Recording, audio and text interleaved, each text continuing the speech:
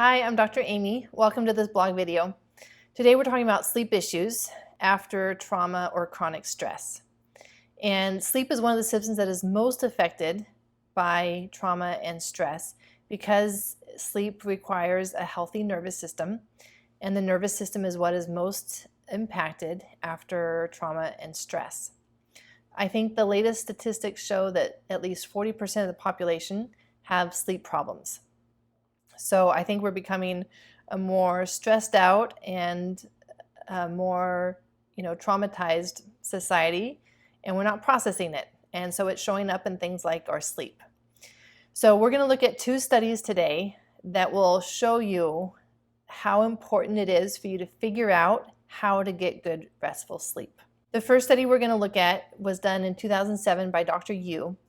And in this study, they took healthy young adults and sleep deprived half of them for just one night, and then brought them and the control group that had slept normal for that night in to do brain imaging with the functional MRI. And what they found was that the sleep deprivation caused a disconnect between the frontal cortex, or this part of your brain that is the higher functioning, reasoning, logic, working memory, and disconnected that from the emotional brain, especially the amygdala. And so what they found was that this amygdala lit up on the scan in the sleep-deprived individuals with any kind of negative stimuli. And negative stimuli can be anything that is kind of jolting to the system, whether that's someone saying something slightly rude or even just a loud sound, whatever it is. And in this case, it was even just negative facial expressions. And the amygdala lit up more, 60% more in the sleep-deprived individuals, as well as a larger area of the amygdala. Now, the amygdala is that region of the brain that is our survival response. And so it takes in all the cues from our environment, whether sights, sounds, smells, everything, all of that.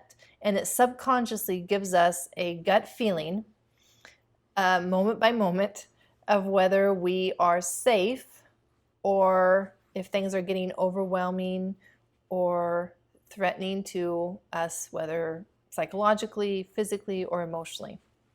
And so to see the amygdala light up in these sleep-deprived individuals to such an extent, and to have a larger extent of the amygdala light up, it really shows how sleep makes us perceive our environment as more negative, as more overwhelming, and will put us in a survival stress response much faster and to a greater degree than if we were not sleep deprived. And of course, we know this to be true. Like, we've all had that sleep, loss over a night, and we feel irritable, we're just more on edge, we may be more emotional. It's just not our best day in terms of our mental clarity and our emotional stability. But here's the study showing that it really does change how we subconsciously perceive our environment. So it's not even on a conscious level. It's not even something that we can control. The other study that I wanted to share with you today was a study looking at sleep deprivation in medical residents. And this touches a core with me because, of course, I went through that. And in my training, it was commonly expressed that sleep was a sign of weakness. And even the residents would start to say things like, "I can sleep when I'm dead," meaning and suggesting that I need to do everything. I need to be as alert. I need to achieve as much. I need to do as much. And who cares about sleep? Sleep is for the weak. And so they looked at this, at these medical residents, and over a period of time, 6 months, with their normal work schedule that makes them sleep deprived, creates a sleep burden or a sleep debt, they looked at both their responses to negative events and positive events.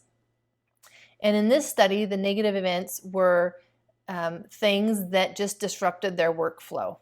They're in the groove, they're working, they've got goals that they need to achieve, they need to do this and this and this, they've got their list of things to do, and then something happens that disrupts that, and interferes with is a block, an obstacle that they need to go around in order to, or deal with in order to get to the rest of their list of things to do.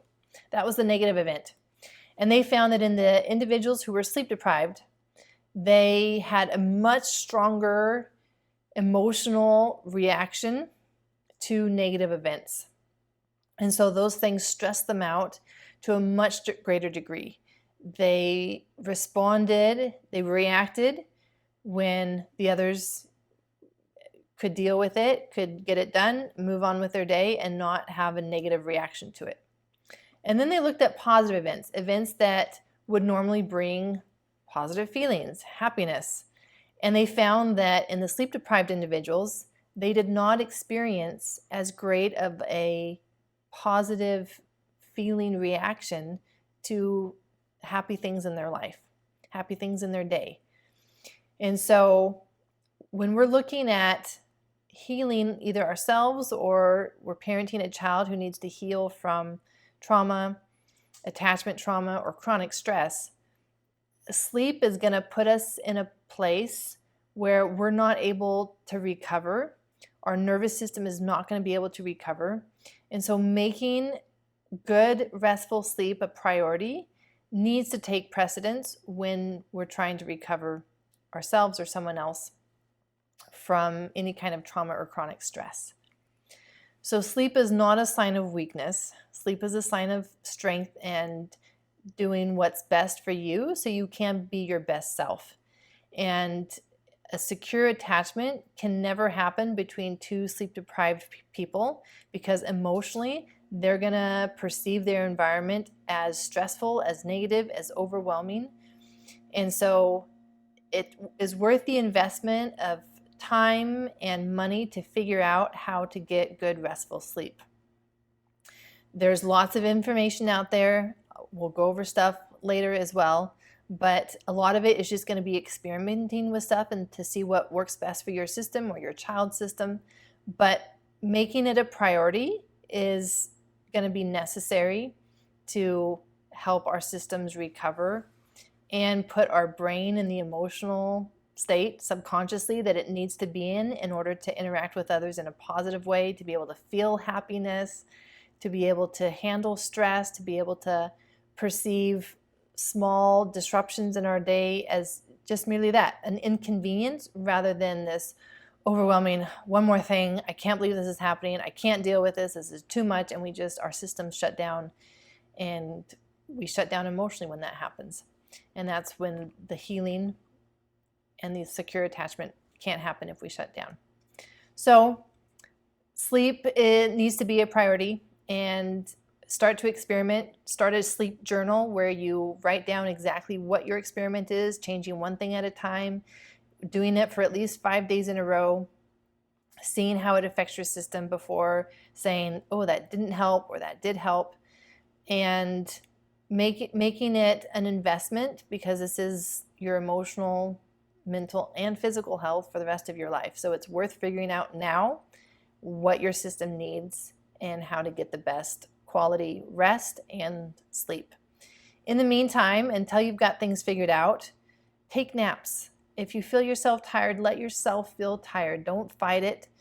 Don't keep pushing yourself on. Let yourself rest, recover, and take naps until you figure out how to get good sleep at night, and then you won't need that. But until then, give your system some rest. It needs it.